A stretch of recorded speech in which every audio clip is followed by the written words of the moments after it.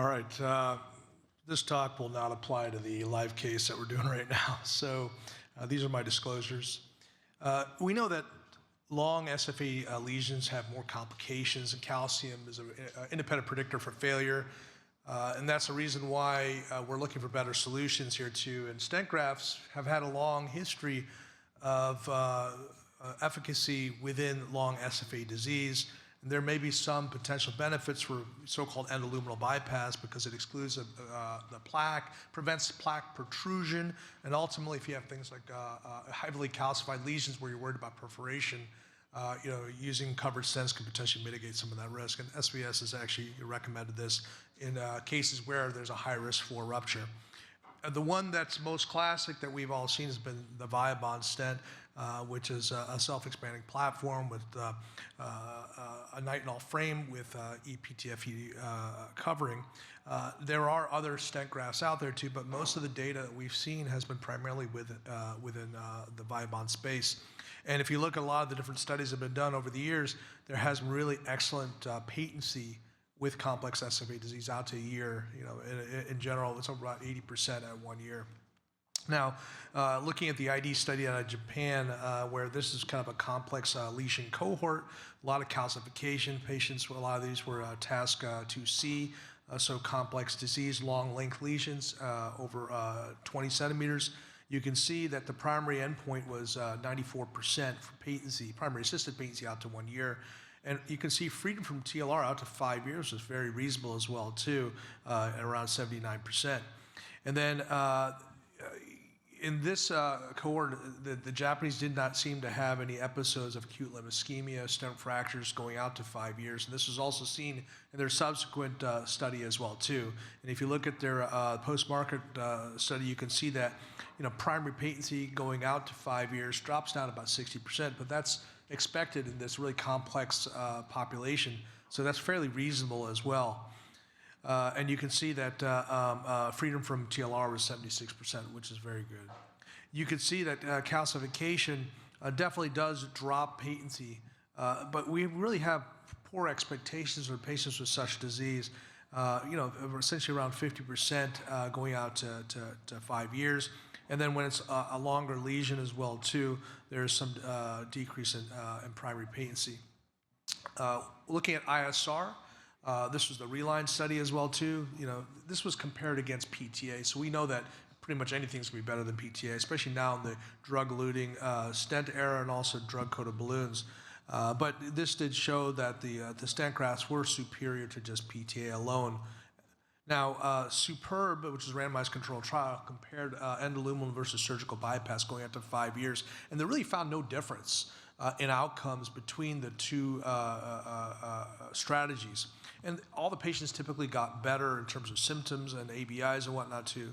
But really, their complications and also just overall performance was pretty much the same between the two groups. Viper also looked at long length lesions as well. Again, very complex patients, task 2C or D, at least 20 centimeters. Patency rates were not affected by stent size or lesion length, but what was really important to recognize is the sizing.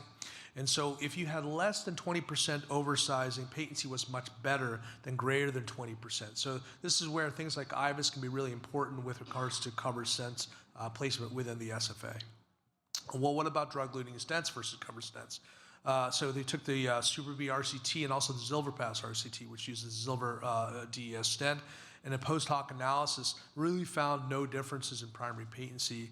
The one difference was in the per protocol analysis with regards to secondary patency, which favored DES, but in general, overall, there was no difference in the freedom from TLR between the groups and no difference in survival.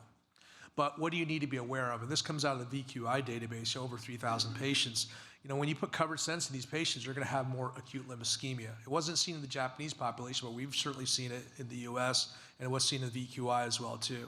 And so when you put covered stents in, there's going to be more potential for bypass, thrombolysis, and need for a mechanical thrombectomy in these patients.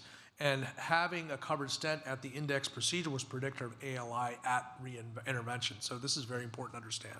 So this is that kind of case here. This is a patient, previous Viabond right SFA that went down 2 months prior, treated with thrombectomy, laser, and Eluvia DES. Presents now with 4 days of coolness and numbness, absent pedal pulses.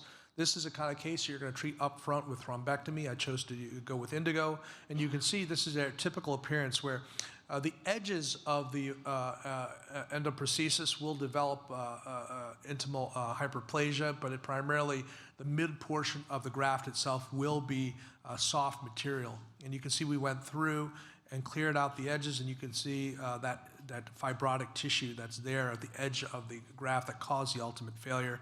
There was some spasm there as well too. We ended up treating that with nitrates, and you can see it improved, and also performed some laser atherectomy to improve the overall outflow, because achieving adequate outflow is critical in order to help prevent loss of patency of these covered stents. And so you can see this is the kind of material that we removed. And this is a fairly common procedure that we see. Sometimes they don't present with ALI, they'd rather present with CLI. And if your wire crosses very easily, you know that there's that soft core of hibernating thrombus that you need to perform thrombectomy, otherwise you'll end up with trash foot. So best practices, make sure when you're placing these types of stents that you're going to cover disease segments. You want to avoid landing in severe plaque. You may potentially combine with DES as well too, but we don't have data yet for that. Use IVUS for sizing and avoid oversizing. Make sure there's adequate inflow and outflow. I would avoid single vessel runoff cases because you're at increased risk for thrombosis and failure.